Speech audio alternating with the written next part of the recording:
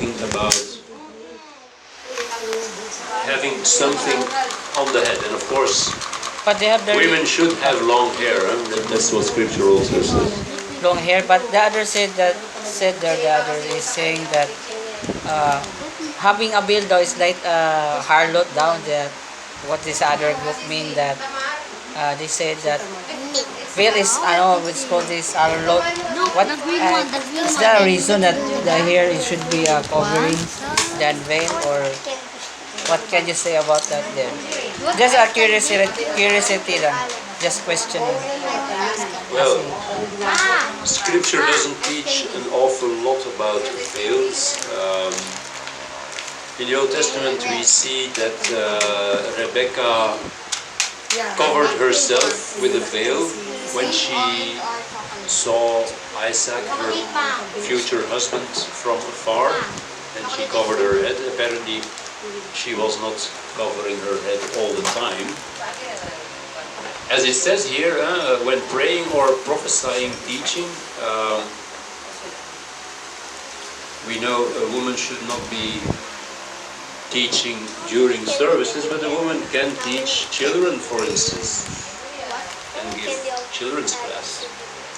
There are female prophetesses, women who were prophetess. When they prophesy, they should wear a veil. That's what the scripture says.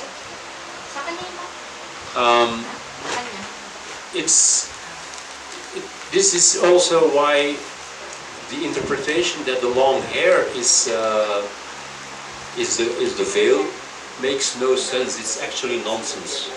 Because when your hair is long, well, then you are wearing the veil at all times, not only when you are praying or prophesying, right?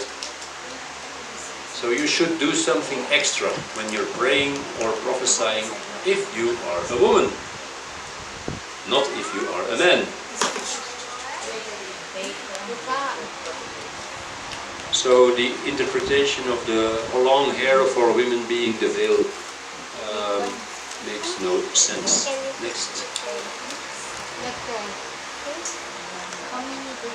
A man ought not, just the opposite, ought not to have, just the opposite as what is the case for women, I mean, ought not to have his head covered when praying or prophesying, teaching, as it dishonors his head.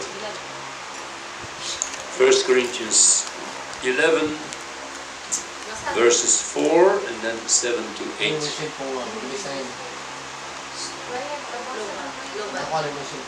Mas ma-accurate kasi yan. Ano kasi yun? It's RV kasi yun. It's RV na yung nasa my sword. Maybe? Or, ito na sa alit. Every man praying or prophesying have anything down over his head shapes his head.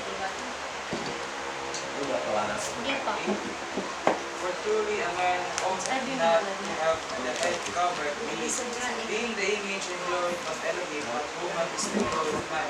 For man is not of a woman, the woman, but woman of man. Also the note there, the wearing of kippah, skull cap, is not rooted in the Bible, but in man-made heathen practice. The Jews, just as Catholics and Protestants, they have lots of traditions. Traditions which cannot be found in Scripture. Wearing of kippah is one such tradition, not rooted in Scripture. The kippah has nothing to do with, let's say, the hat that the high priest wore. The high priest had very specific garments which are described in great detail in Scripture. High priest na pala. On the internet you can find, and that should be a warning sign. Some signs are very easily visible and are immediately seen, You go on internet and you're interested in a spiritual message.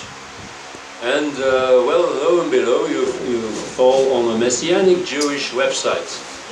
Oh, and this speaker is so great, you know.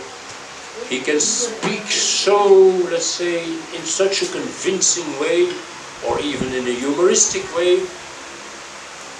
And he wears a kippah.